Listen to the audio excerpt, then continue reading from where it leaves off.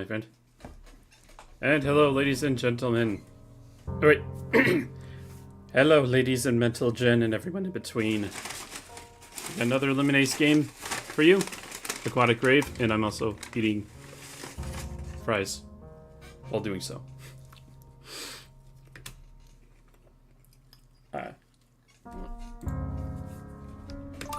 Alright, new game.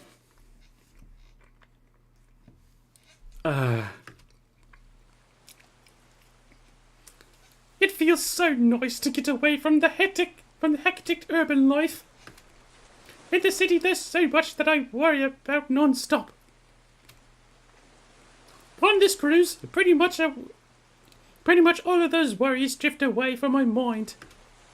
For now, at least, I have more to worry about when I get home. Everything's working. Everything's working. Okay.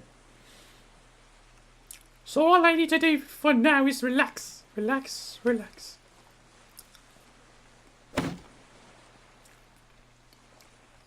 Sorry. Dang it! I can't stop thinking about all that work that I'm going to have to do once all this is all done. Not to mention the fact that you decided to get on a cruise without knowledge of traversing water. Ellipsis. Relaxing doesn't exactly come first nature to you. For one, the sound of the crowds in the distance will make you feel like your eardrums will explode. Second, your skin burns as the sunlight attacks it. And third, your head feels as though something is pressuring on it from the outside. It's pressing on it from the outside.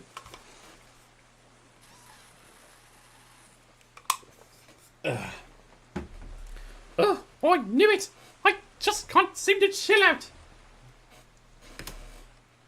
As you lament no lack of chilling, you begin to hear something.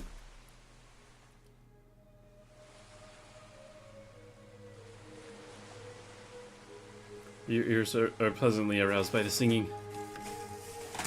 Goodness, what beautiful melody! Who could be the singer? As the waves rock the ship like a cradle, you fall asleep, oblivious to the oncoming storm. In fact, it seems as though no one is aware of the clouds incoming.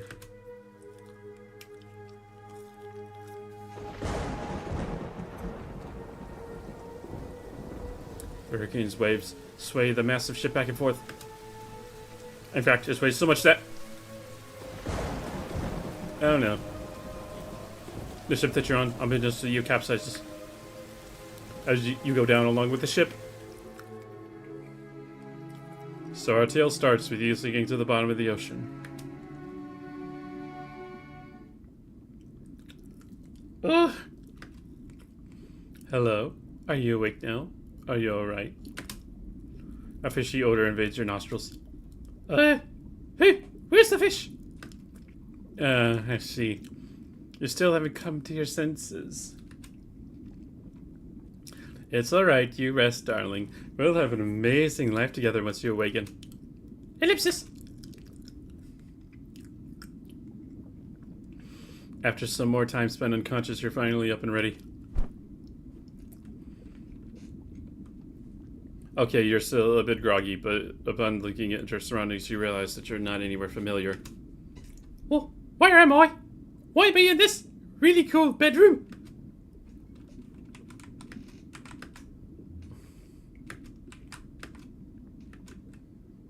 You know, this is the bed you...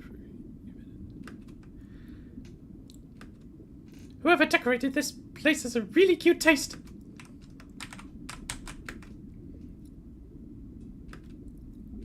And then it hits you. Wait! I'm underwater! Well, now you can be certain that you've never been here before. This is a very interesting selection of books.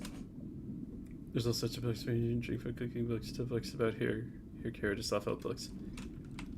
Oh man, we're in Rapture, we're in BioShock. Is this gonna turn into BioShock or some shit? Massive conch shell sitting on top of it. Peeking, you can see there is a rainbow of color within. Alright, who are you? You walk into the kitchen. You notice that someone is there. Someone with the most luscious hair you've ever seen. And she notices you. Oh, so fabulous. You're finally awake. You're finally awake.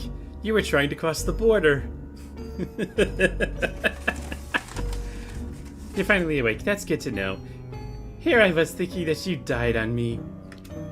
Who the heck are you? Did you kidnap me or something? Kidnap you? My darling, of course not. Actually, I rescued you from that dreadful wreckage nearby. What wreckage? You don't know? You were on a boat. I guess that you must have lost consciousness at some point. I was on my daily swim when the light from above was blotted out by a dark figure. A ship, to be precise. I swam over to the wreck, and I saw you. A poor land dweller, sinking like an anchor to her demise.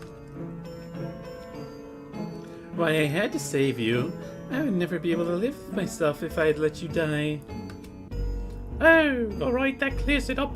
I think I kind of remember it now. Sorry for being rude, it's just that waking up in the home of a stranger is kind of scary. It's fine, really. I get that a lot. I'm a weird sea woman residing at the bottom of the ocean. Of course, a land dweller is going to be scared. Oh no, it isn't anything like that at all. I was just extremely confused as to where where exactly I am. One minute I was falling asleep to this captivating melody, and the next thing I know, I'm waking up in a cool bedroom.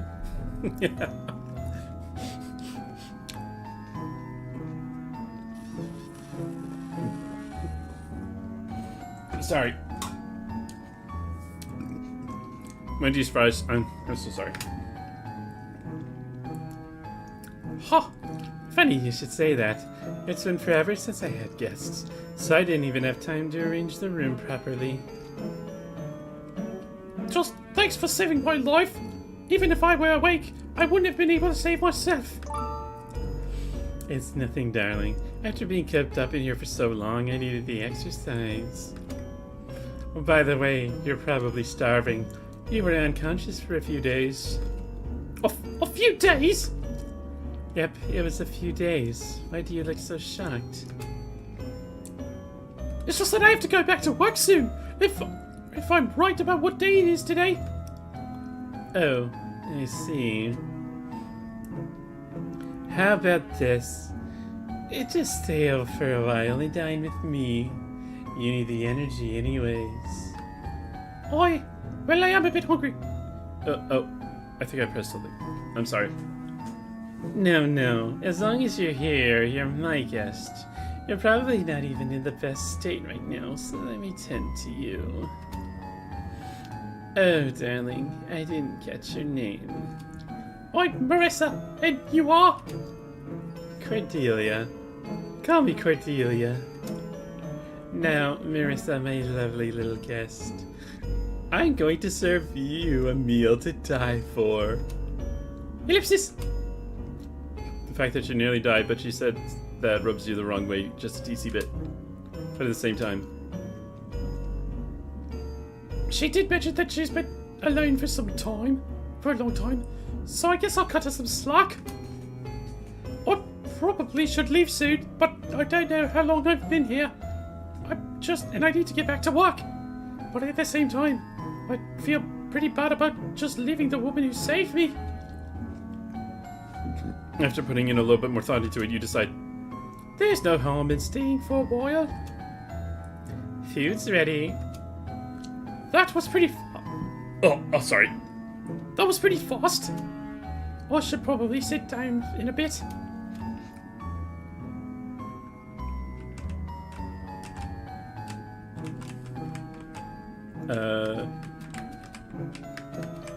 Interesting. Wow, I've never seen one of these up close. I can only ever dream of affording one. Microphone. You didn't have to sing it. I don't know what the cacophonous sounds you'll contaminate the air with.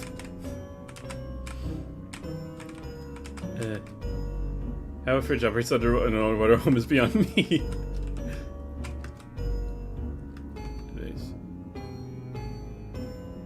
In this, they'd probably be arrested. You situate yourself at the dining table. You observe the dish, and it becomes obvious what the source of the fishy smell was.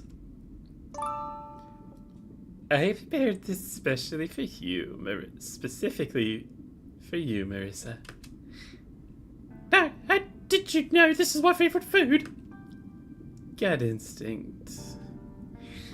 Cordelia, you seem to know a lot about what I like, from the cool bedroom to the food. Are you sure you weren't stalking me or something? Stalking a land dweller from the dark abyss, that is the ocean. Which is okay, sure. Stalking a land dweller from the dark abyss, that is the ocean, proves to be quite lacking in difficulty for me. Now, let's consume this ravishing meal.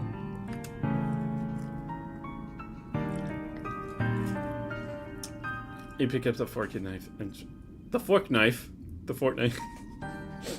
and try to resist scarfing down the entire meal. How do you even know how to make this? Funny story, actually. A couple of months ago, another ship capsized near my humble abode. Sometimes when I have nothing better to do, I explore those wreckages. Not because I'm after the bodies of land dwellers or anything like that, but because of what those ships bring. On these little trips, I come across trinkets, gizmos, gadgets, and so much more. But this trip was special. I finally found a book on cooking fish. Strange, I know, but before finding this book, I only knew so many ways to cook fish. I think I know what you're getting at. We can only take so much of the same thing before we get bored. Life needs some spice to keep it engaging. Ugh. I guess you're like my spice then. Question mark? I say that because being alone down here can be nice, but when it's all the time, well, it becomes numbing. Oh, I see. You know, on that ship I was trying to break out of my same old routine. But you know what happened? It's like the world is telling me to just stay in a mind-numbing schedule. Or perhaps the world is telling you to go off routine. This situation you're in right now is a massive change, no? Yeah. I have an idea. Your little boat vacation failed. Why not stay with me as a little vacation? Oh, I didn't think of that. But it sounds... I could get your bed set up and everything. You'll be like my roommate. I know we don't know each other that well, but how does it sound? You get a vacation, I get a roommate. She makes a lot of good points. I do kind of want to stay now. Will you stay or not? Yes, I'm gonna stay. What the fuck? Oh, all right. I think I'll stay as my little cruise replacement. Why be on the water when you can be in it? How splendiferous. I'll go and get your new home set up.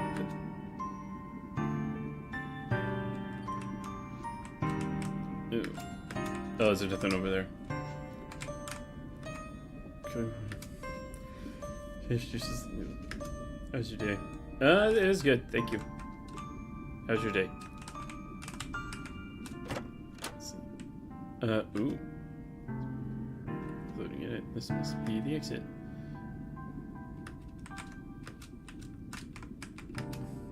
What do you examine? The painting?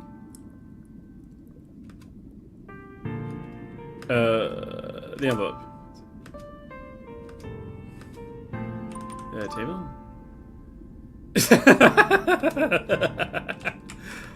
Okay.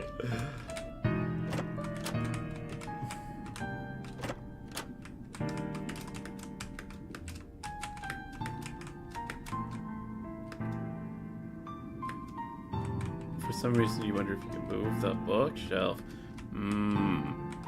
Something tells me we're going to have to move this bookshelf.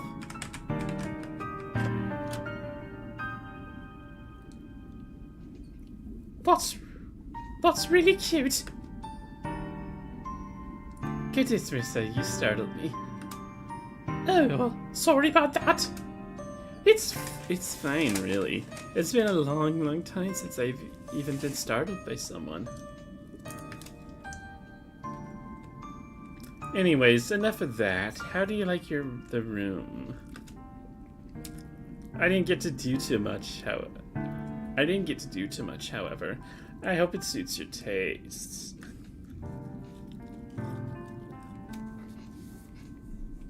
I gotta say, I like this so much more than the cruise ship's rooms. It feels much more intimate and cozy. That's good. This is gonna be your home for quite some time. Now let's get some shut-eye. I'm sure that you're tired from the events of today.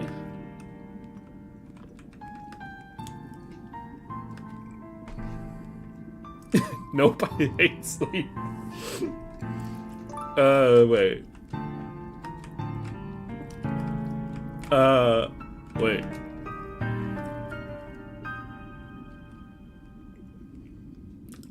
Oh, we can't just, okay. No. We can't do that just yet. Cozy bed and shut your eyes. Transporting you to the dream world. Or not.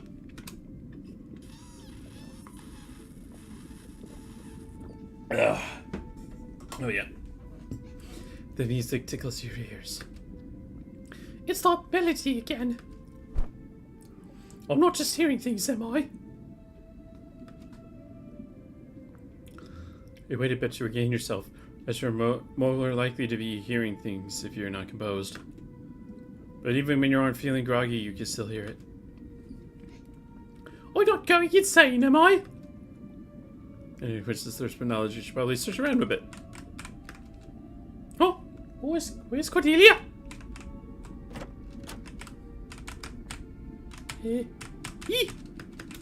Still.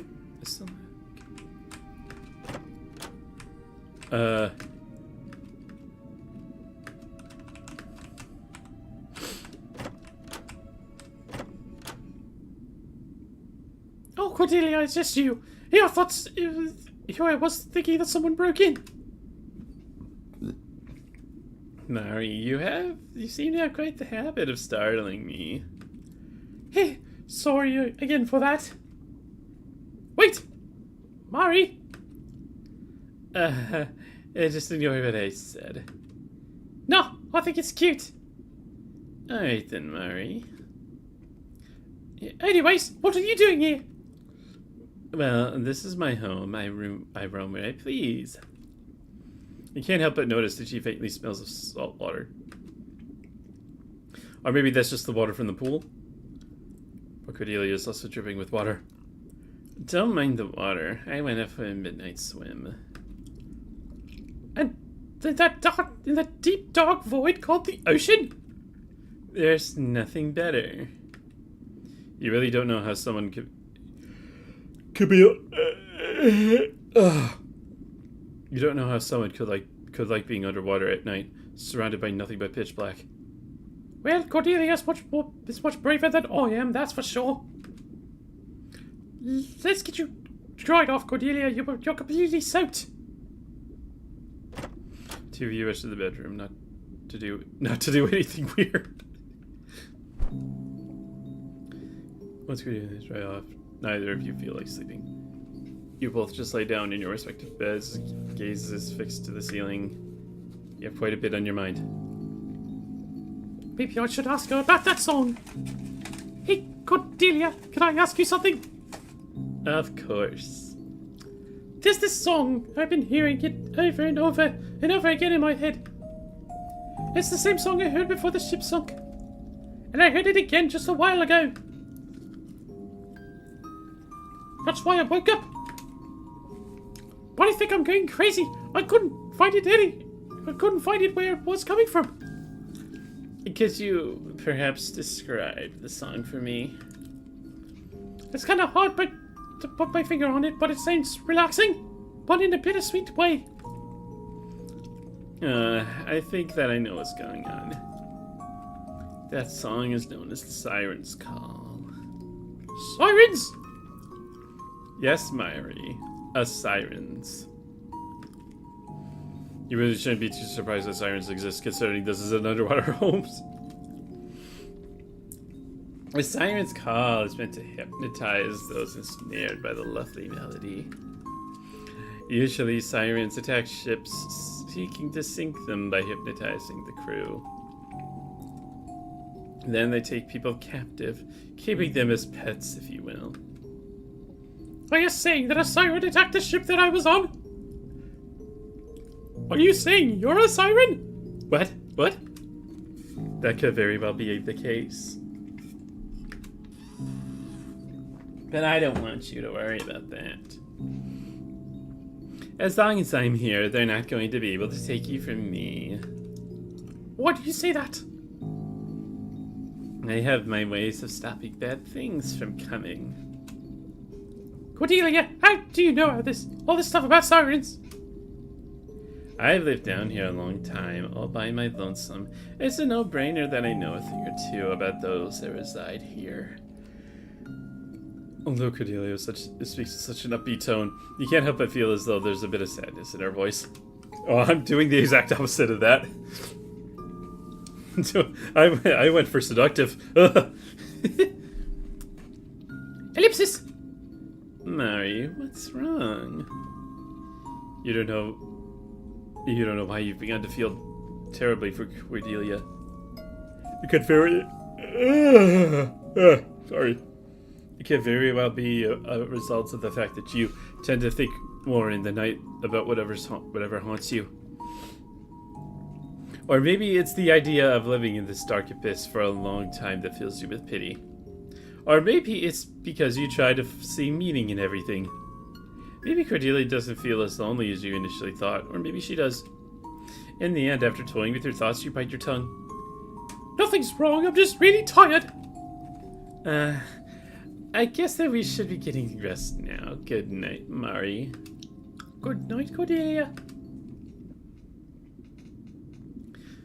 You feel much closer to Cordelia now, and you feel much safer with her around now. You and Cordelia sleep until the sun rises. Yawn. That was probably the best sleep I've gotten in a long time. You say as you recall the long nights at work sustained by energy drinks and coffee. You notice that Cordelia is nowhere to be found. Guess she must have woken up earlier than I did. Should probably go find her.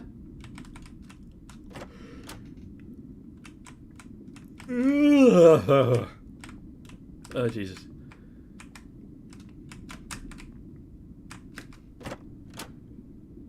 Huh? Says she's been in here. She looks so busy with something that I don't think she'd notice me come in. You feel with your urge to prank Cordelia. All that I have to do is move quietly. You sneak like a serpent stalking its prey. Till you finally reach Cordelia. You gotta tap her on the shoulder when... Exclamation point! Looking to start on me, Mari. That didn't work this time. Of course. It's when I'm not trying to startle you that it works. You notice that Cordelia is wearing a bracelet. That's a pretty bracelet. Oh, this old thing? Yeah, where'd you get it from? Ellipsis. It's just a family heirloom. You gaze into the large sapphire gemstone and you feel like it's gonna put you into a trance. It's such a pretty shade of blue that you want to stare into it forever. You should go to the kitchen, Mari. I'll be there in a second. Cordelia quickly puts the bracelet into a little box and looks at you, waiting for you to leave. So you do as she instructed. Fuck. I don't know. What the fuck's going on? And leave the library. As you're leaving, however, you hear something shifting. And it shifts back. You sit and wait for Cordelia a little bit more. After some time, she comes back from the library and gets to cooking up breakfast. Yeah, very tempted to inquire about the elephant in the room. That is the library. Maybe you could look around there later. Oh, no, Marissa, what are you thinking? It would be terribly rude. Alright, Mari. Huh? Today is the first day of a real vacation. Oh, yeah, right. So I was thinking maybe we could do something fun, like playing on the piano. It's one of my passions. Once we're done eating, we can make some music together.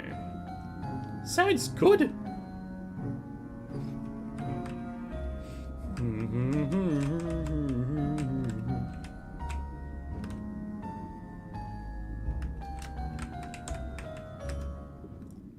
You go sit down on the piano bench. Ah, jeez, I don't know why I'm yawning so much. Oh my god. Cordelia follows. You've never been that musically inclined, so you haven't the faintest idea of how to play alongside Cordelia.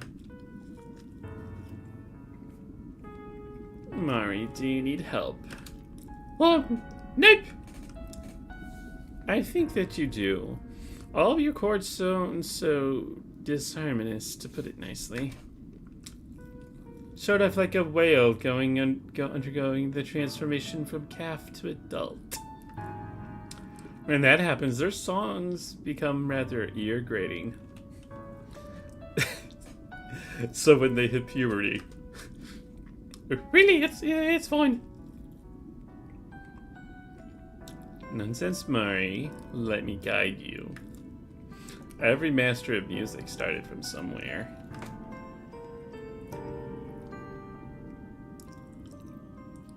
Exclamation point! Cordelia's smooth hands touch your own hands as she guides you through the piano piece. Ellipsis! You get to feel butterflies in your stomach.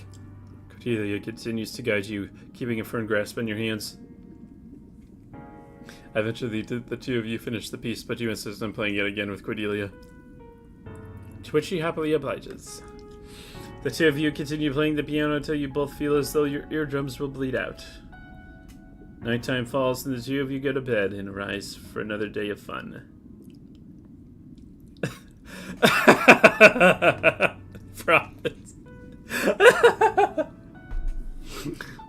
The two of you play Prophet TM for the entirety of the next day. You never had much time for games, so naturally Cordelia beats you. Damn, I'm so bad at this. You might be bad now, but maybe if you practice with me some more, you will be able to beat me someday.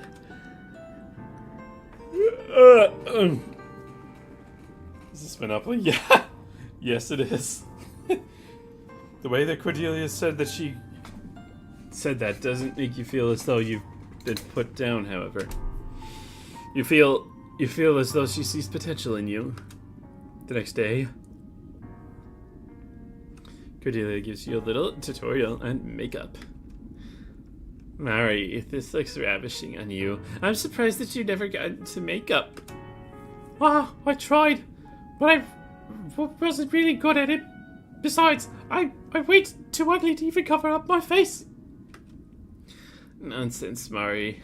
Makeup is meant to emphasize the amazing features that you already have, like your lips.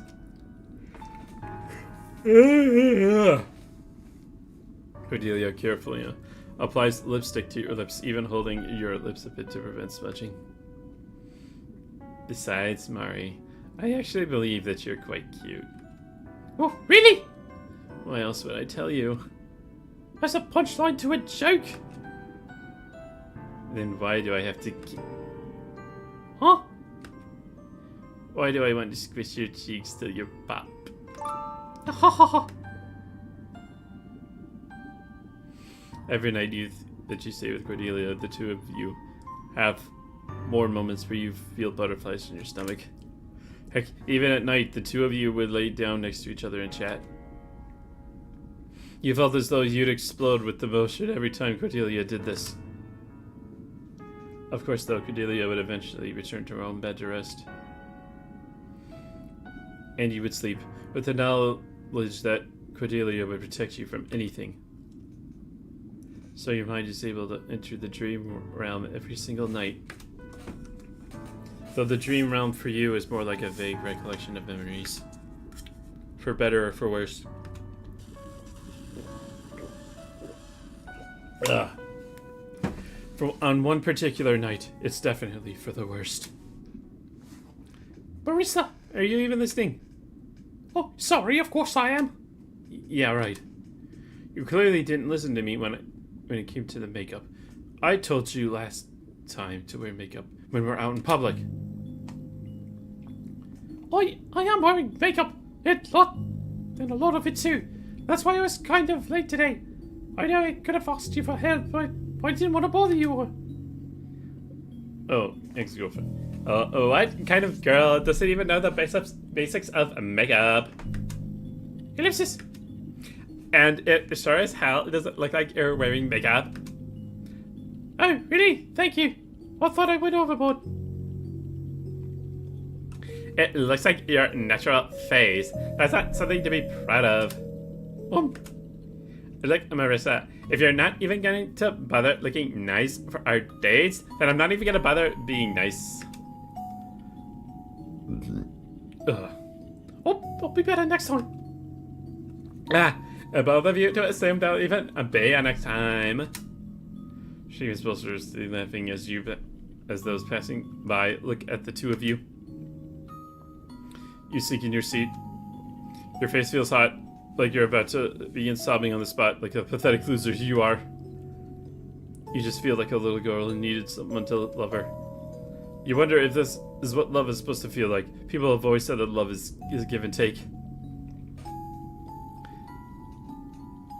Maybe if you let her take a bit of your dignity, she'll give you that affection you've been craving. Of course, when has it ever gone like that? After a few months of take, you find her giving your boss the most passionate makeout session that you've ever seen. She kisses your boss with so much more passion than she's ever kissed you with. Of course, midway through this makeout session, she notices your diminutive presence. And she gives you an "I can't be having any side chicks about, so bye-bye," and kicks you to the curb. And then you proceed to beat yourself up over this for the next year.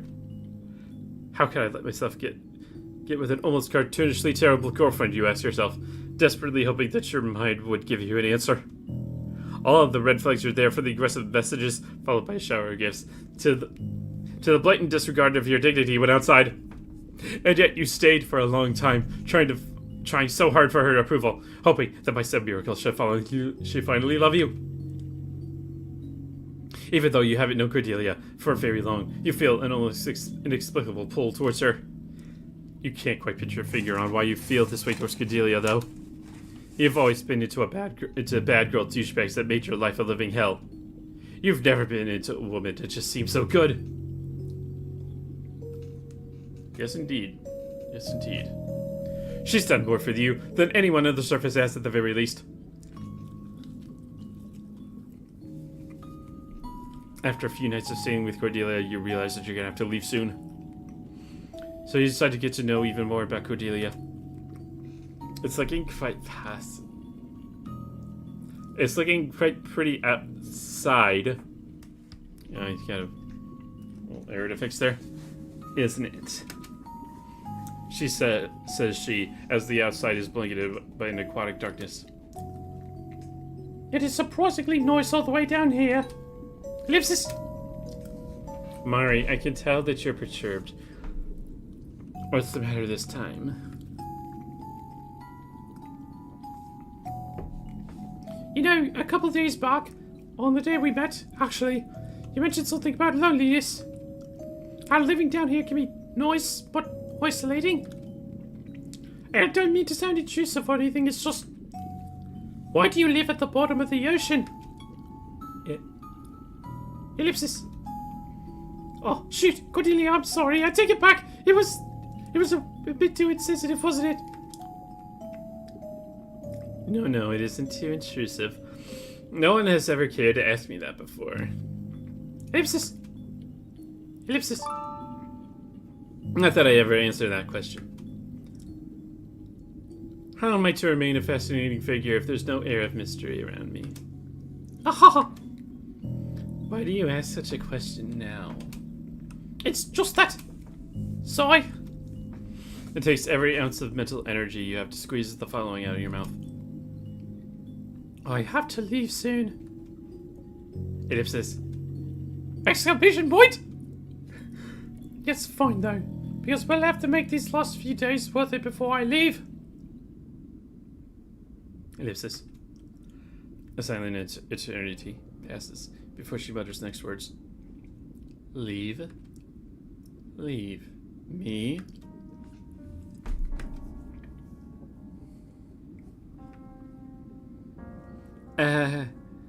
Sorry if I got a little tense there. You're the first person down here in years, Mari, and I don't think that anyone from the surface will come down by the time I'm gone. I think I get what you mean. You see, as Cordelia's jaw is tensed, as if she's holding back a scream. In that case, let's not talk about leaving for the time being, okay? Ellipsis! You and Cordelia go to sleep just as you have all the other nights before. This time you can't help but shake the feeling that something big and terrible is going to happen.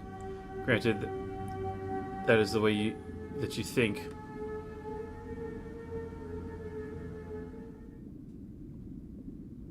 You arise with the light from the outside, guaranteeing a day of promise. And again, it seems as though Cordelia has gotten up before you. You know the drill by now. Go find Cordelia.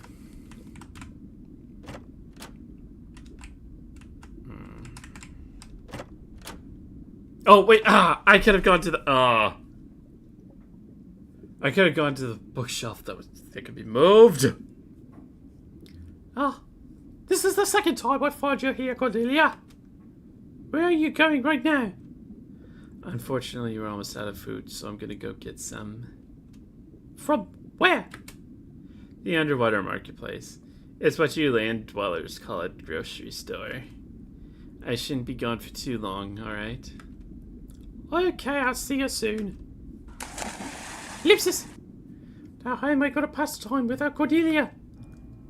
I'm not that good at entertaining myself.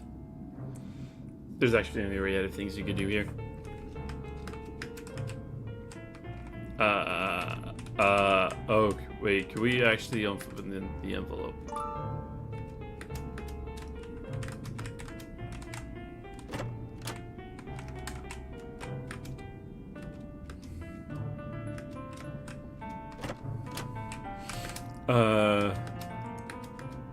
Wait, we can't do that?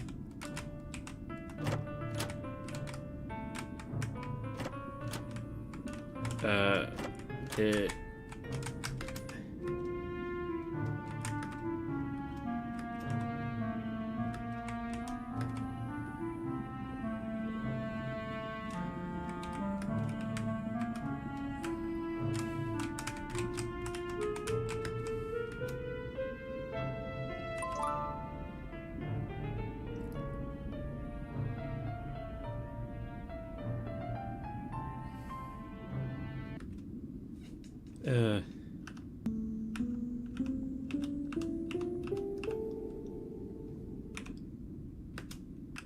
alright.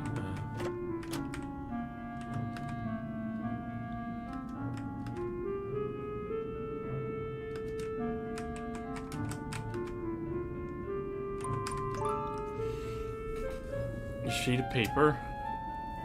Sheet music. Okay. Alright, I think I know what's going on. Save.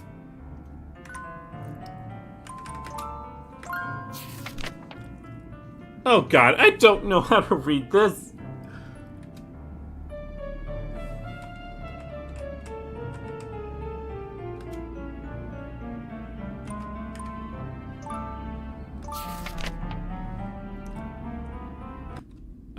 Jesus Christ. I don't know how to play music.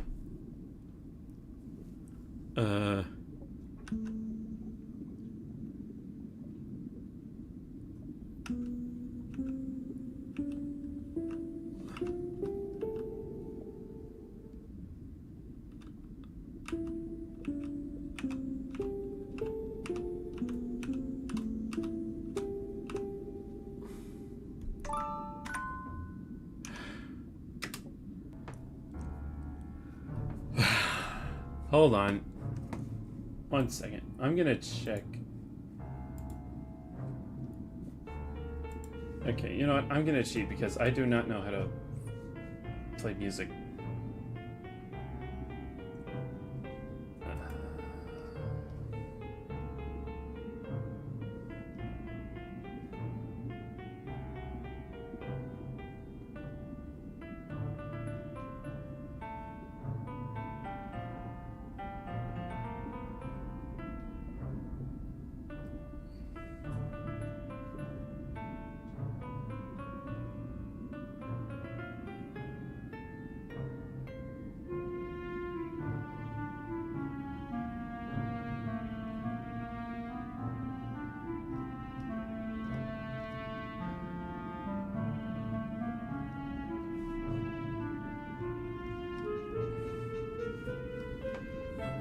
Music in this game is good.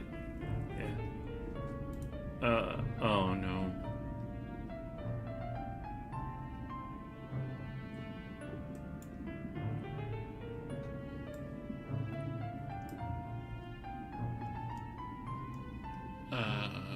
There's no... Where's the guide? How do I...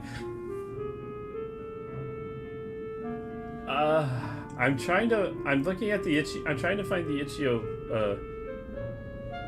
page where... I'm looking at the Itch.io page and I'm trying to find out how to... what numbers I need to click in order to progress. Oh, wait, I found something right here.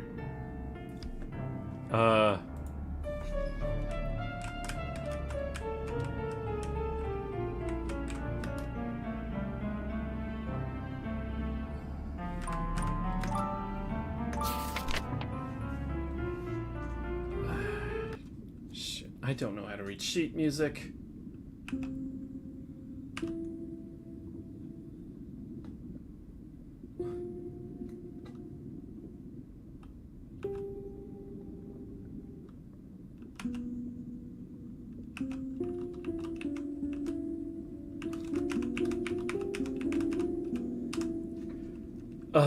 Fucking Christ.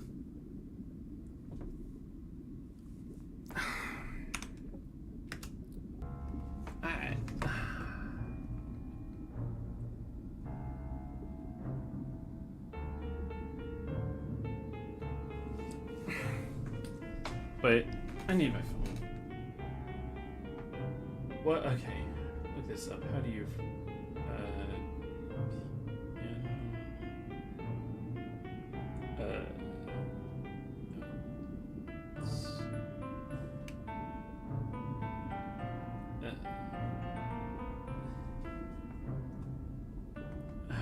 okay. I think I got something.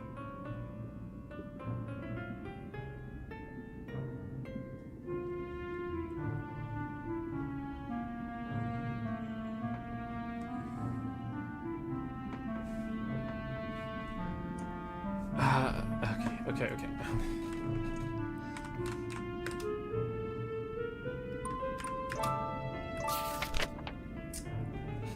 That's A.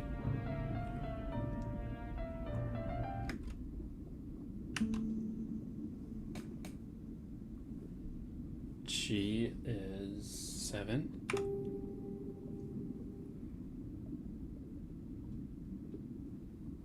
F.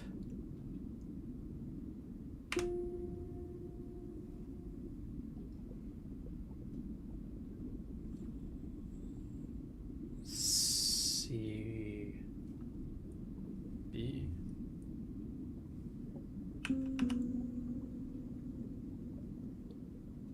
B. C.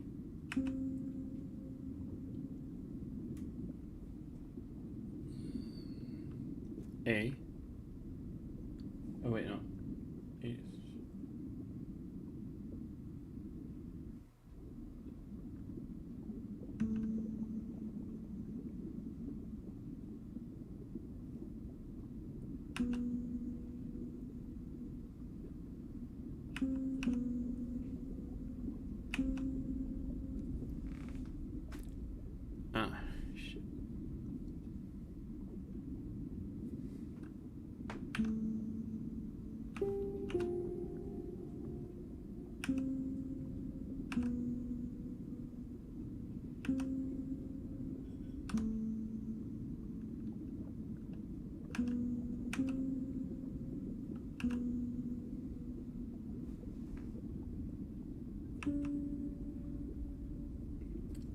What?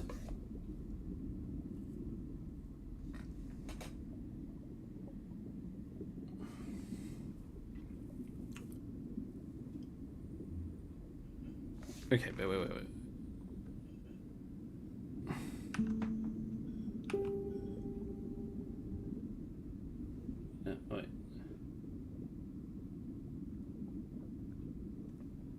No, wait.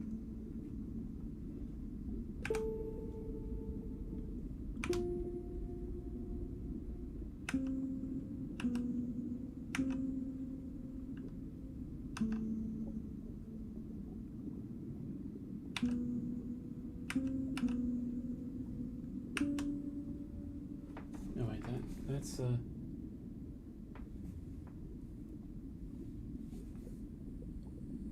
wait, that's a C. Damn it. How do you play sheet music?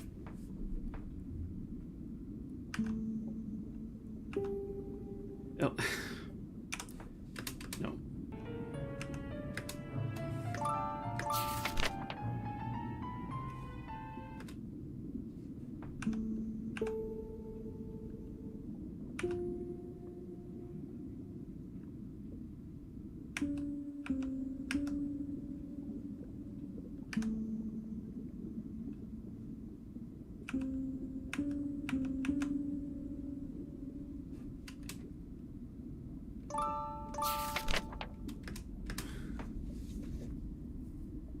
Oh.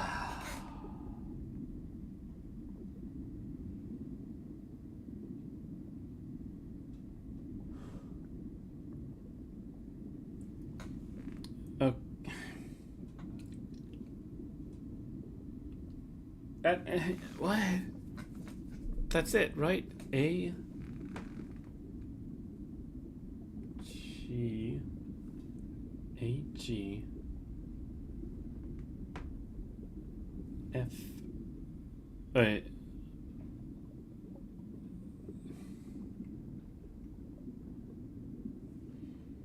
A G F E. Wait. Oh wait. Did I? E.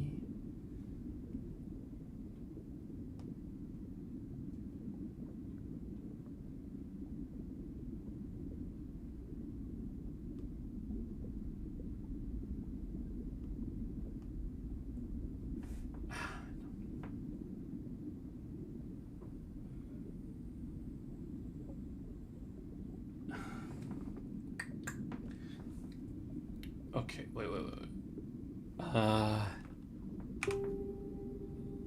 No.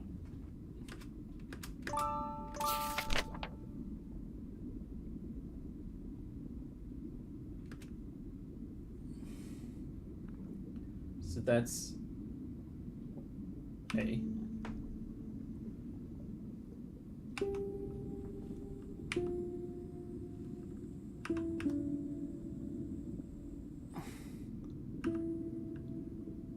A.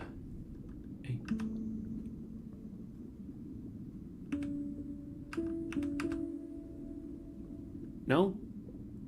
Damn it.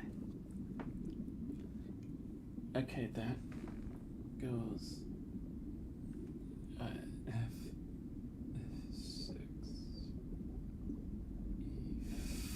E5 D.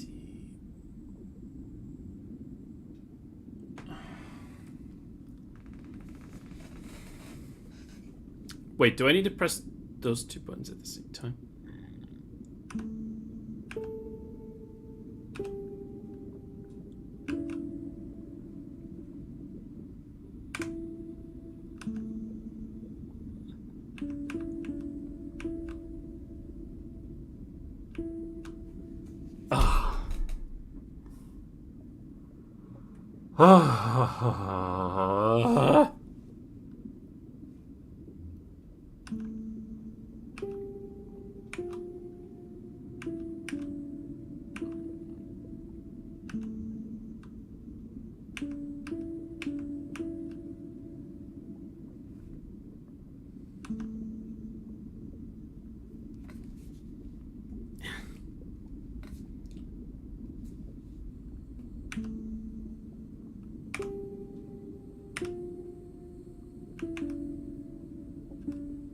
No, I fucked up.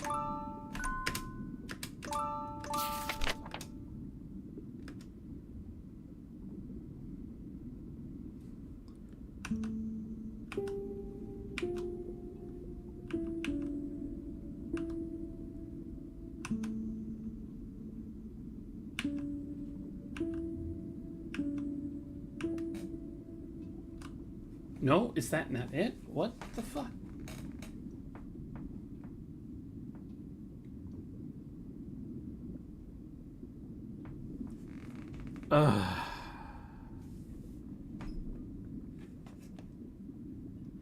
Hold on, wait.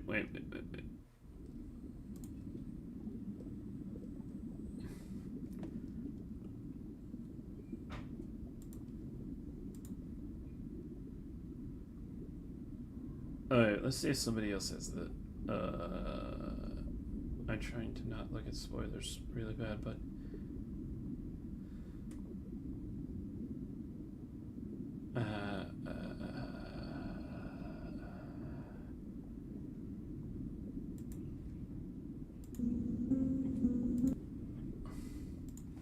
Wait. I'm sorry. I am really sorry. I do not know how the fuck to do this.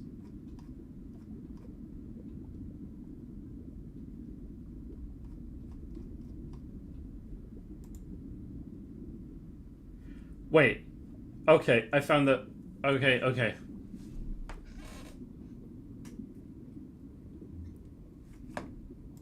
Alright. Let's see. Okay, yeah. Okay, 1, 5, 4, 3, 2, 3, 1, 2, 3, 2, 3. Somewhere something open. Okay, finally! Oh my god.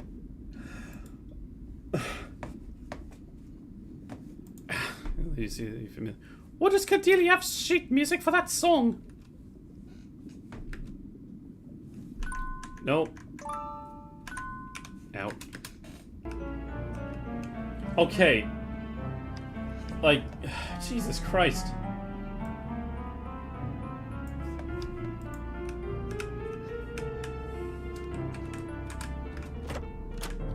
Oh, the bookshelf's gone now. There's a little box in the wall indent.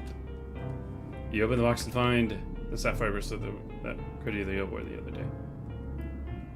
Oh, God, my fucking phone. Stay on the charger.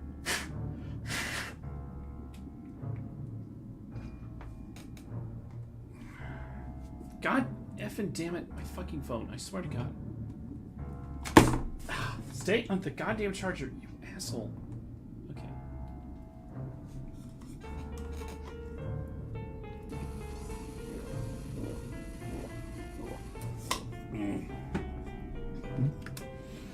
Got the sapphire bracelet. A little note is in the box too. Use this bracelet to change forms. What does this mean by changing forms?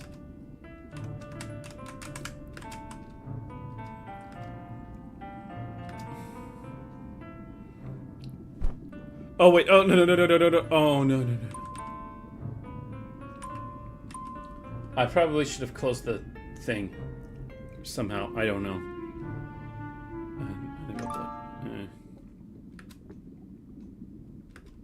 Contains, but you're bored, so you read it anyways. Sometimes I don't know exactly why I have this book. I guess it's akin to speaking with someone. Minus the actual social interaction, and minus the filter that I have to put over my words. So this is more like spilling my thoughts into a page. Those books that say journaling is good for combating isolation. Given the differences between the two, I really don't think so. Oh, this seems to be some sort of journal. You turn another page, the handwriting appears much sharper. I hate this. I hate it. What is this? Okay, let me collect my thoughts. I was reading Legend of the Siren, and I don't know why I was reading it. I knew it would upset me. Maybe it's because the only way of knowing what people truly think about me. One thing that I read completely set me off. It was never just a siren. If you do, all they'll do to you is hypnotize you and make you stay with them. That's what people really think about those like me. We wouldn't dare sing our songs if they gave us a chance. Did it ever occur to them that we do this because of content like this? Content that guarantees we'll be alone forever?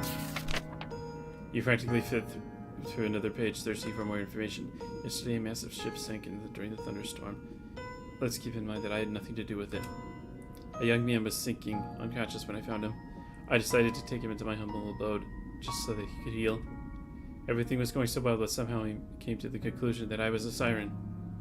He came to the conclusion that I orchestrated the whole thing, from the boat sinking to rescuing him. So he left, all because of the idea that I'm a siren. You know, sometimes I feel like I'm two people. Siren Cordelia and Percy Cordelia. Percy Cordelia is me, and Siren Cordelia is the person that people think I am. I wish I could meet Siren Cordelia and force her into an anomie reef. Anomie reef. It would finally get rid of her. Not that it would matter anyways. Siren Cordelia would only be dead to me, and not to everyone else. You know what? I don't see why I bother trying to hire Siren Cordelia. She's the one in the spotlight, holding everyone's gaze in her slimy claws. Maybe I should just embrace her, like that self-help book suggested. If I can't kill Siren Cordelia, then at the very least I could use her power to my advantage. Not to hurt anyone, of course. Just stop leaving you alone. Most of the pages are empty. Several things occur to you, none of which I'll say because they should be pretty dang obvious after reading that. No, that can't be true. Cordelia, a siren? This changes everything, doesn't it? You begin to rethink everything that's happened to you in the past few days. With the ship sink, did she have anything to do with that? Everything after, was it all just some sort of plot?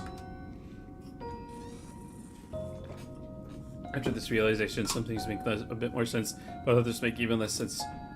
And worst of all, was there anything real between us? Or was I just under her spell? Ellipsis. Then again, even if I was under her spell, does that mean these memories aren't real? Does that mean I didn't experience those lovely things? Does that mean I don't love her? That's all assuming that she did have me under her spell. you feel as though your limbs are frozen in place, like you want to move left, but you also want to move right, so in the end you go nowhere. In your mind, thousands of opposing thoughts are battling for dominance. You don't know what's true or false, or even right or wrong anymore.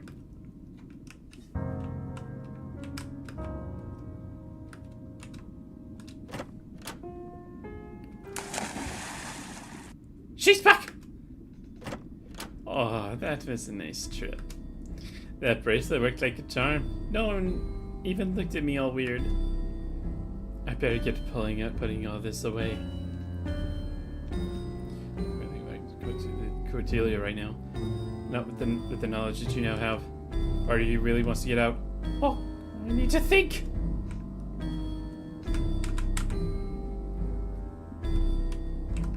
If I don't want to.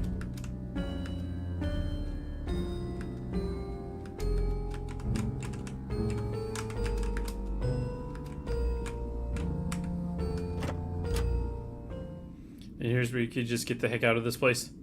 That's where you could have gotten out if you realized that Cordelia was a siren before this moment. How did I not realize that she's a siren? This is just like all those times before. Something bad is standing right in front of me and I just ignore it. Ellipsis. You try to list out the other red flag that you can think of. You can only think of how clingy she got when you suggested leaving. But I can't deny the fact that I get where she's coming from. Maybe this is why she didn't want to tell me she's a siren. Speaking of Cordelia.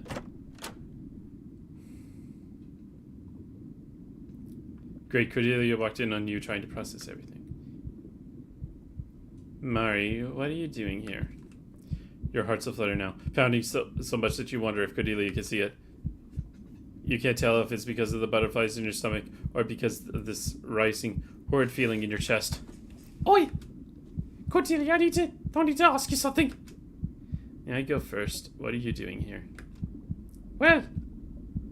Come on, Marissa, think of a very good excuse for this one. Sure, he knows of your intentions to leave this place. What are you gonna say? You felt like looking at the water? What kind of excuse is that? Your current mental state also isn't helping the matter. The fact that your love and unease are both clashing in your mind makes you want to vomit it all out. So you're so focused on both of those things that your speech is put to a halt. You want to vomit out all your words. Yeah. Who's this? I just like the atmosphere in this room, that's all. So this is the excuse you're going for. I see. I do have to agree with you. This is a nice room. Yeah, very nice. Very nice, just like you. Uh-huh. Fortunately, you dodged a bullet with that one. Cordelia sleeps, resting with the belief that you kept her scandalous secret from you for another night. You, on the other hand, can't get any shut-eye for obvious reasons. I mean, you're sleeping in the same room as the siren. I feel like she knows. There's no way that she didn't notice that something's up with me. Did I put her diary back correctly? If I didn't, she'll know for certain. Then again, maybe she doesn't notice these things, so there's no way she can notice everything, right? Ellipsis. I'm gonna go check right now.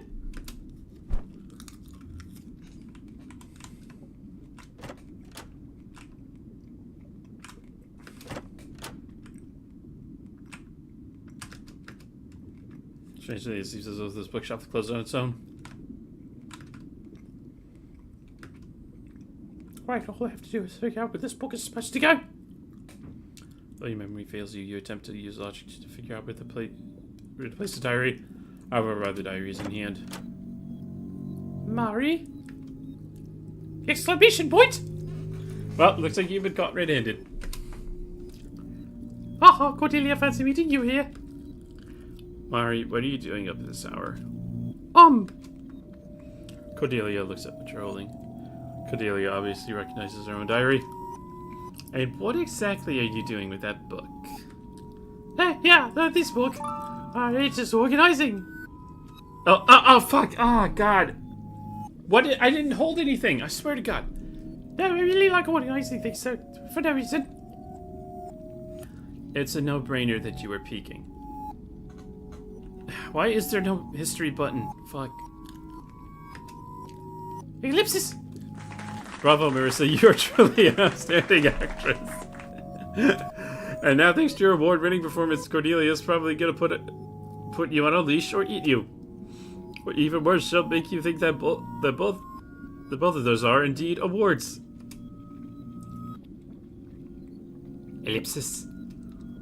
Sorry, I might as well own up to it. I should have known that you'd find out about it sooner or later. Anya's and love tug your mind in the opposite directions. On one hand, you can't exactly ignore the possibility that Cordelia orchestrated this whole thing and has been manipulating you this whole time. But on the other hand, you see why she would do it. After all, you'd do something as desperate as that if you were as lonely as Cordelia. Or do you think? Why didn't you tell me? Ellipsis. Why did you tell me about any of what was in there, Cordelia? You read enough in there to know what happened last time someone found out about who I am, right? Yeah, I did. Put the pieces together yourself, Mari. See how I see. You look over at Cordelia, you see a mirrored image. The image of someone who's alone. A woman who despises who she is. A woman who feels as though the world is against her, just for trying to be herself. So now is the time that you'll tell me, screw you, Siren, I'm leaving. No. But you're still leaving, right? Recalling all of your memories to the surface. Little too few of them to make you smile. Most that they do is make you laugh from how dumb you were back then. You know that any sane person from the surface would probably tell you to get out of this fantasy and return to reality. The people who tell you that are living the life of your fantasies. It's sort of like that time when your boss told you that money didn't matter, surrounded by luxuries that you could only dream of. Leaving Cordelia will only force you back to that mundane, dreary life. If that's what reality is, Then I don't want any part of it. Cordelia, you've been the best part of my life so far. I would leave you for anything in the world. Oh, what's this? You're moving in awfully close. I have been keeping something from you, Cordelia. From you. Even myself, Cordelia. I guess that we're both sharing a big, bad secrets now. Since I already know something about you, I want you to know something about me. I don't care if you're a siren. Even if I'm being influenced by some sort of magic, I don't think that makes it any what we experience less real. Besides, I'm already under the influence of something else. Drugs. And what is that? Ellipsis, may I kiss you? Ellipsis. And Cordelia moved tight and closer, lips perfectly aligned. And the crowd goes wild as you and Cordelia indulge in fantasy. No more of that dreadful thing you call reality. If it wasn't obvious by now, Cordelia likes you just as much as you like her. Wow, I don't know what to say. How about we start with an I'm sorry I looked through your diary? I'm sorry that I looked through your diary, but that sort of led to this. Alright, you do in fact have a point. So, what now? I can't exactly back any of that lovey-dovey stuff I said. Well, it might sound preposterous for a land dweller, but how about you live with me? Ellipsis! Hell yes! We'll live with each other till the day we die, and then we'll share an aquatic grave.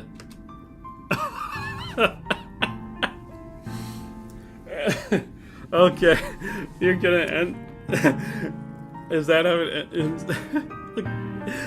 Now, dear reader, there's probably something to say about reality fantasy and all that good stuff, but I'm not going to talk about that.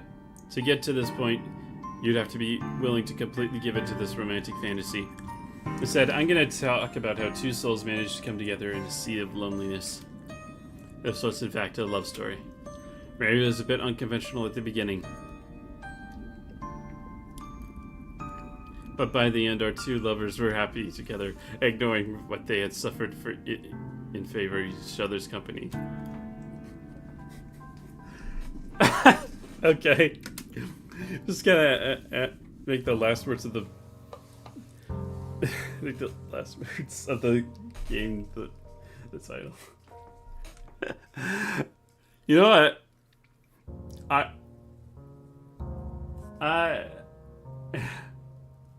I'm gonna leave it right there.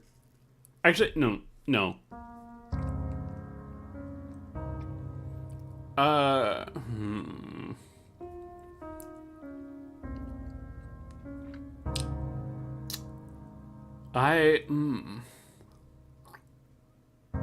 You know what? That ending is fine where it is. I just want to know if it will be mentioned again in a future game. So I guess, you know what? Yeah, I think I'll leave it right there for now. No. You know what? No, fuck it. I'm gonna... You know what? We got another Lemonade game that we can play. Let's play that. Give me a second. Let me pull it up.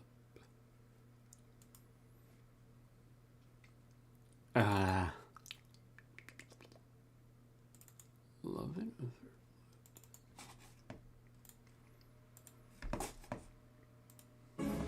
Alright, this is Lovin' of Her Blood. Or wait, did we play this one already? No. No, wait. Did I play this one already? Yeah, yes, Magic School. Oh, okay. No. I did not play this yet. Right, now let's start this little story. Episode 1. A few weeks ago, you managed to get yourself accepted to The Everblood Academy for Sorcery. How pleasant. And the days leading up to class, you packed your entire life into a couple of suitcases. Mom was more than happy about your acceptance. So much so that your old bedroom was revamped into a guest bedroom.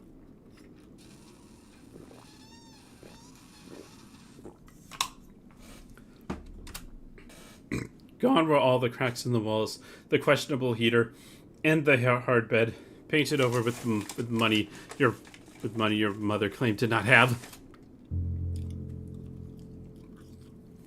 Yeah, you know when you're not wanted. You're not that dumb. This is a win-win for you and your mom. Everblood Academy is located in a high in Diamond Ridge, because if a magical mishap occurs, it'll at least be contained in this isolated wasteland. Wait. So, so you're telling me that Oliver exists in a world of magic? I mean, that makes sense given the Wendigo that we saw,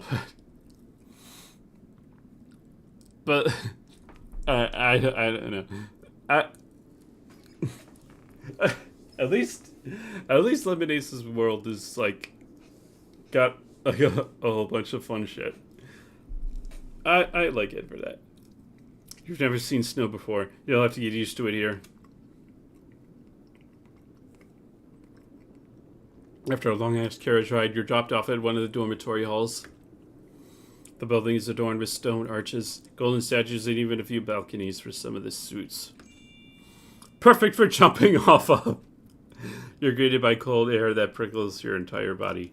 You feel all of your hair spiking up like a cat's. Still, the cold can't stifle your excitement at the fact that I'm finally here, bitches. Rude much. Anyways, aside from that little interruption, you're stupid excited. Like a puppy when they see their beloved owner. You calm yourself down a bit, want to gush over the gilded statues with a bunch of rich kids around. For the most part, you don't know rich kids to be the nicest people. Sure, they don't go out of the way to humiliate you.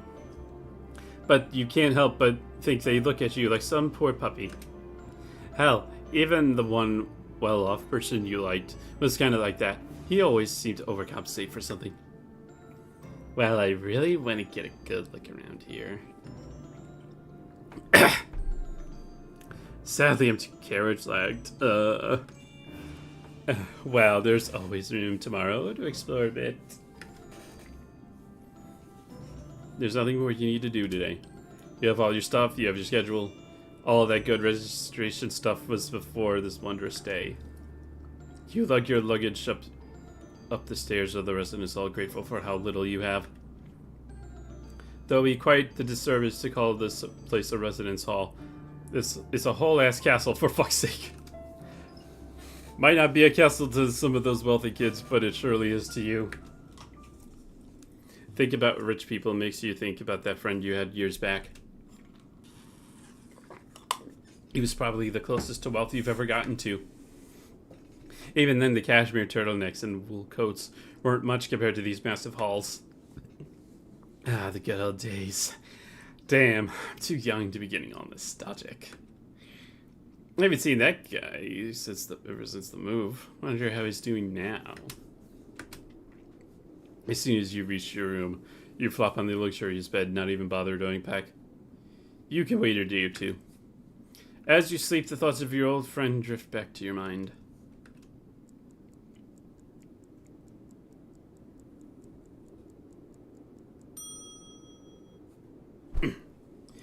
You wake up to a brand new day. Oh, sweet, I can just save whenever I want.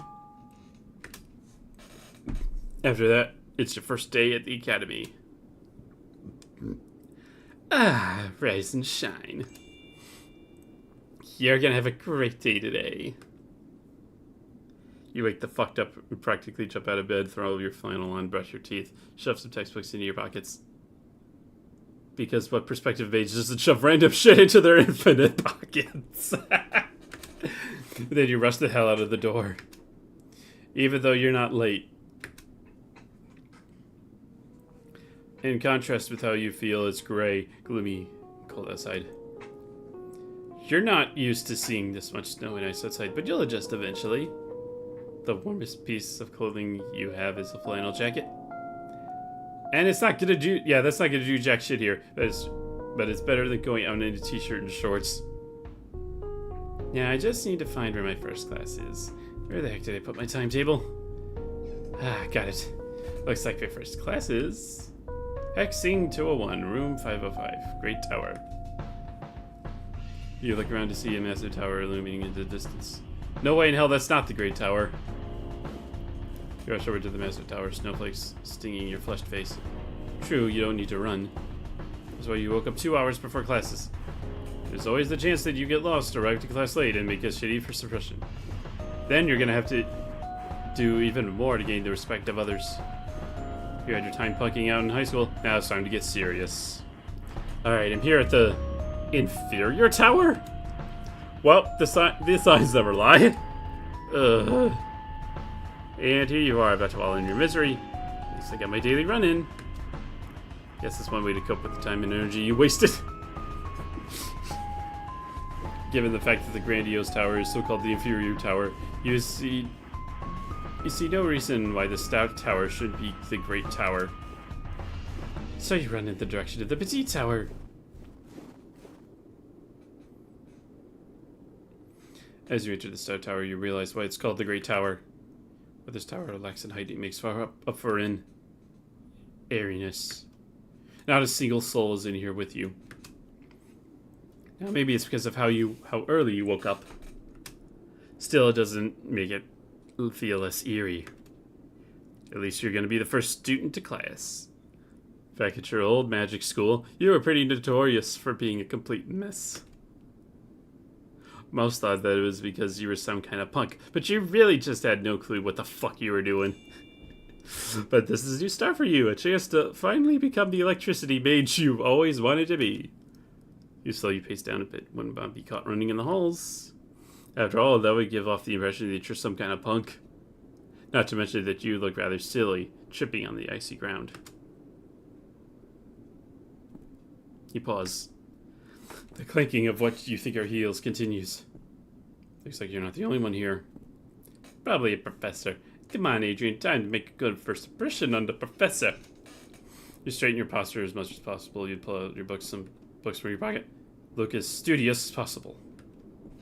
As the footsteps draw closer and closer, you expect the sight of a stern professor.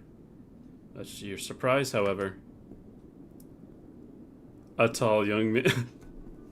No, is that Oliver again? A tall young man glides by, clad in all black ensemble. The dark coat is draped over his shoulders, flowing behind him with his fast pace. He almost didn't notice you, his cold, purple eyes glued to a book. He swerves out of the way like somehow he knows everything for everyone, and everyone in the hall is. When he passes, you feel a chill run down your spine like he's an apparition going through you. The clacks of small heels create an unnerving pulse in the hollow halls. Oliver is basically like the main character of well, I mean, he's not the main character of like Lemon Ace's games, but it's sort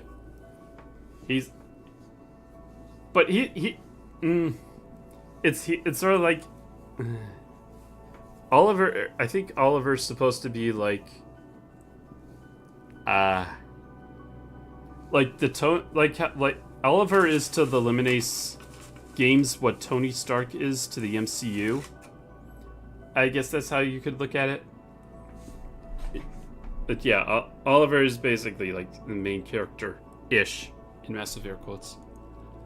Slowly, the beat fades out as he walks away. It almost reminds me of... No. It can't be right. What are the odds for us to even be for us to meet again? But I don't think that's... No, I don't think that's supposed to be Oliver. Unless it is... No, I doubt it.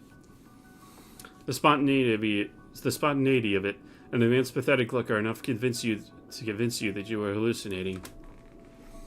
Yeah, you haven't had any energy potions today. Maybe you need a small dose of to stop yourself from having visions of pretty dudes.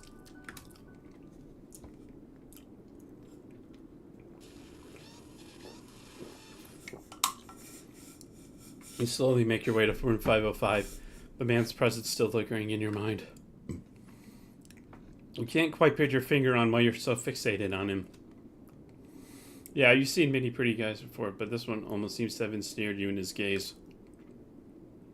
Alright, I'm not even going to begin daydreaming in class about him. I got better things to do. Like making a good first impression. You sit your ass down in the second row. Too close to the front and the professor's going to watch you like a hawk. Not to mention you're going to isolate yourself from the rest of your class. Too far back and everyone's going to think you're a bad apple. Yes, you know that this is some bullshit high school logic that should have been left the minute you entered college. But you sometimes wonder if other people are stuck in this high school mindset like you are. You're not about to delve deep into the psyche of teenagers suddenly turning into adults, though. You'll save that for later. For now, it's time to open up the lovely textbook you had to buy for an arm and a leg. Hexing for Dumbasses, Volume 2. You skim through a couple of pages for what you think is a few minutes. Its hold on you is so strong that it probably hexed you the moment you opened it. It's practical as heck for your shitty attention span, but at the same time it fucks with your time perception. Before you know it, the entire class has trickled into the room. You hear them chattering about random stuff. Stuff about boys, girls, how hot the teaching assistant is. All that good, normal, magical college shit. Or magic high school, for that matter. No matter how much you tell yourself you're in college, you still feel like you're fresh out of high school. Especially since you need to be at the command of others. You perk up when a booming voice announces, "Good morning, Hexing 201, Section X! I'm Professor Incendio, and I'm Professor Incendio, and I'll be teaching y'all how to use all kinds of hexes. Nasty ones, nice ones, even ones to summon demons." For some reason, the look at Professor Incendio reminds you of a dad. Not even your dad specifically, just a generic dad. Whatever the hell generic dad is supposed to be anyways. You hear students chattering in hushed tones. Like, we should summon a demon, ask it to make us hot. Fuck no. Millie! Oh no! Are Mel and Millie in this game? Are they wizards too? No, this has to be like this game has to be like an alternate like reality. I think. Cuz there's no way that Millie in the original's timeline.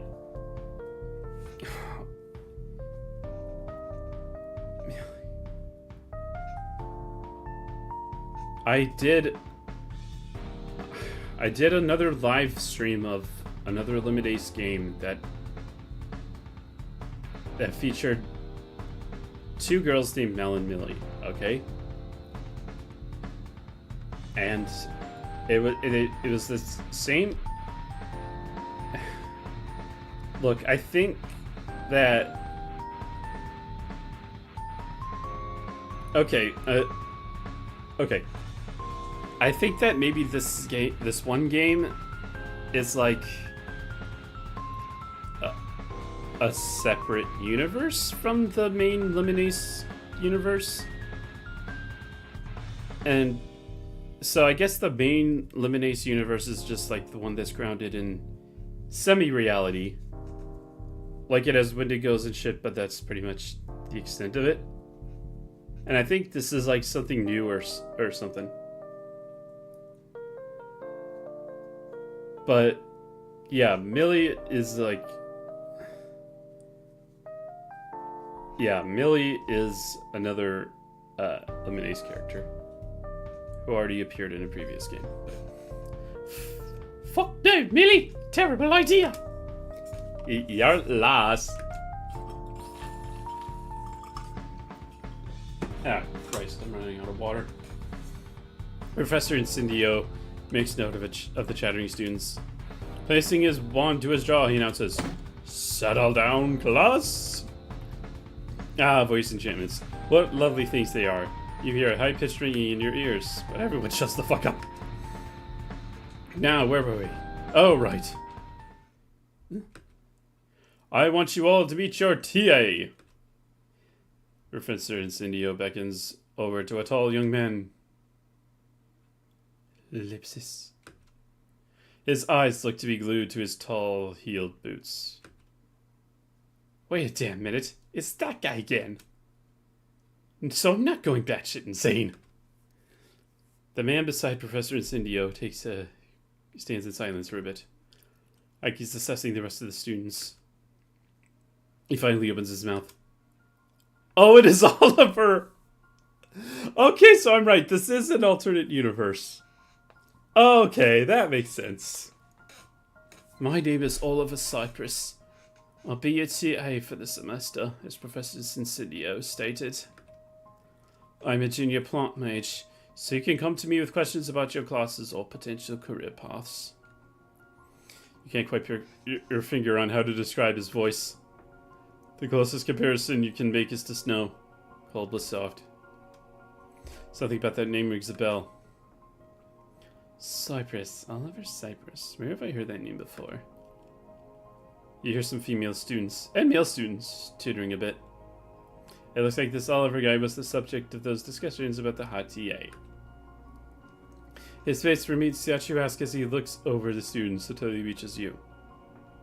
He holds his gaze for a bit. You can't quite read on what he's thinking. As the two of you lock eyes, you try to poke through your memories to determine the source of this familiarity. You think you can see hints of perplexion in his face too. But that moment is so brief that you don't get to think on it too long. Oliver resumes his commanding presence, almost like he didn't begin staring at you for a bit. Oliver conjures a large stack of fat packets, a small flower at the top of each pile. You wonder where the flower came from. His general presence makes you think he's an ice, wind, or water mage. He quickly brushes the blossom off and distributes the papers with what you're pretty sure is a levitation spell. Sometimes you think it would be more efficient just to do things manually, but this is an exception. The packets divide up into an array such that they're above each and every desk. Most of your attempts at levitation magic aren't this uniform and perfect. Usually they end with someone being smacked in the face. Your face mostly. As you look at Oliver, he's not even breaking a sweat. Heck, he didn't even pull out a wand for this shit. He releases the papers, all of them falling into the desk with a loud uniform thud. You look at the paper. Seems like a quiz. You're moaning and groaning throughout the room. This is just a little quiz to get an idea of where you stand with regards to hexing. I'm not going to count it towards your final grade, however, so it's fine if you do horribly. Won't count towards the final grade, huh? You can all begin now. Your scratches and scratches the pencils across the paper. You turn towards the first page. What the? Wait a second. What the hell's an Mufo hex? As you flip through the paper, you find all kinds of shit you either don't know or have a vague memory of. Well, Professor Incendio did say that this wouldn't make an impact on the final grade. Plus, I don't think he thinks I'm a punk for not knowing half of this. Should I just give up on most of these questions? Maybe I'll have more time to read over the text book after class? Oh, no. You try your best on each and every question, thinking harder for the trickier ones. One by one, students trickle out of the classroom, turning their quizzes in the front desk. Before you know it, you're one of the few students left. Your feet tap anxiously across the floor as you near the end of the quiz. And done! Quiz in hand, you walk up to the front of the desk and place the bag on top of the others, right by Oliver. He's marking the quizzes down with a fountain pen, complete with blood red ink. It looks like this quiz was an absolute bloodbath. You rush back to your desk, pack up your shit, and go, making sure to wish President Incendio a good day. You could have sworn that through the corner of your eye you saw a hint of amusement in Oliver's face. Probably thanks to the quizzes.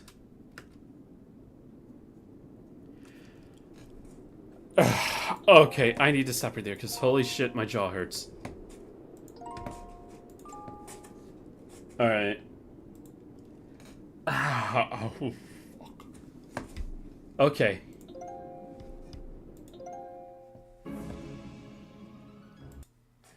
Okay, I gotta go, guys.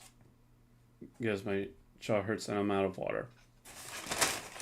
And there are still fries in this bag. God damn. Alright.